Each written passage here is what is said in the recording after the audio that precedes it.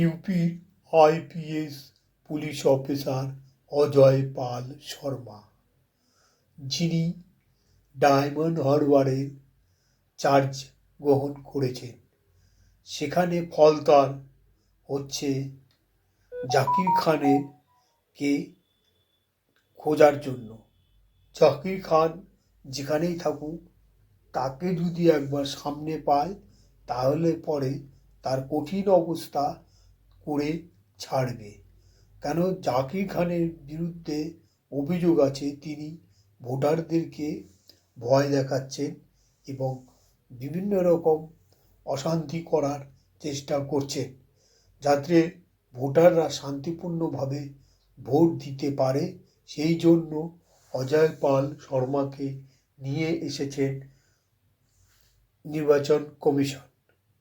সেই মতো নির্বাচন কমিশনের নিয়ে আসা অজয় পাল শর্মা এখন ফলতার বিভিন্ন অলিগলিতে এবং বিভিন্ন জায়গায় রাতেও ঘুরে বেড়াচ্ছেন, দিনেও ঘুরে বেড়াচ্ছেন এবং ভোটের দিনও বিভিন্ন জায়গায় ঘুরে বেড়াচ্ছেন। একবার যদি তাকে পায়, তার কঠিন অবস্থা করে ছাড়বে।